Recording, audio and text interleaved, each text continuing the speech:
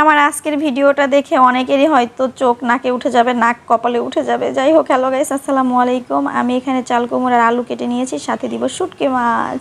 শুটকি মাছ তরকারিটা আমার অনেক বেশি পছন্দ, কিন্তু বাসায় দেখলাম একদমই শুটকি মাছ শেষ হয়ে গেছে আর সবজিও শেষ হয়ে গেছে। তো ভাবলাম যে কয়টা আছে সেই কয়টা দিয়ে আজকে চালিয়ে নিব।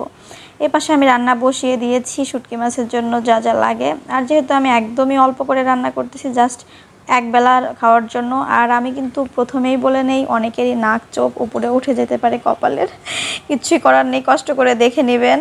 কারণ হচ্ছে যারা শুটকি মাছ পছন্দ করে না, আমি মনে করি বাংলাদেশে থাকে শুটকি মাছ পছন্দ করে না, তারা আসলে কোনো স্বাদ মজাই বোঝে না। যদিও আমার বাসারই মানুষটাও হচ্ছে শুটকি মাছ একদমই খায় না, পছন্দ দূরেই থাকলো। আসলে যারা মজা বোঝে না, খাওয়া বোঝে না, তারাই শুটকি মাছ অপছন্দ করে। আমার এই ভিডিওটা দেখে একবার হলেও ট্রাই করবেন যে আসলে শুটকি মাছটা কত মজার খাবার। তো এখানে আমি সুন্দর করে কষিয়ে নিচ্ছিলাম। আর আমি কিন্তু এখানে হচ্ছে কাঁচা মরিচের গুঁড়ো দিয়েছি। আমাদের বাসায় সবসময় কাঁচা মরিচ আর শুকনো মরিচ আলাদা আলাদা গুঁড়ো করে রাখে, তো সেখান থেকে আমি গুঁড়োটা দিয়ে দিয়েছি। আর আমার কড়াইয়ের অবস্থা, আমি কড়াই চুলার উপরে দিয়ে চলে গেছিলাম, পুড়ে একদম অবস্থা খারাপ হয়ে গেছে। যাই হোক, ব্যাপার না, ইগনোর করবেন আমার কড়াইটা। তো এখানে আমি সুন্দর করে শুটকি মাছ দিয়ে কষিয়ে নিয়ে তারপরে এই যে দেখেন সবজিটা দিয়ে দিলাম।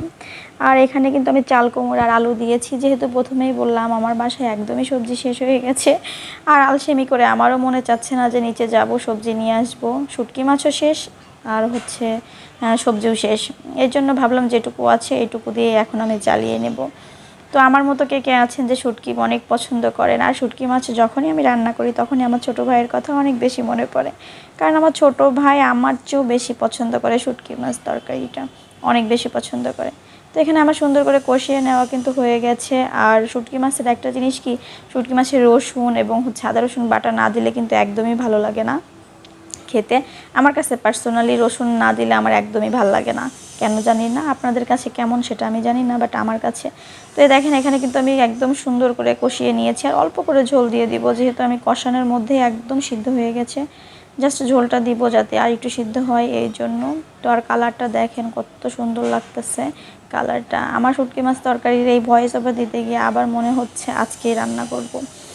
যদিও হচ্ছে বাসায় শুটকি মাছ শেষ হয়ে গেছে।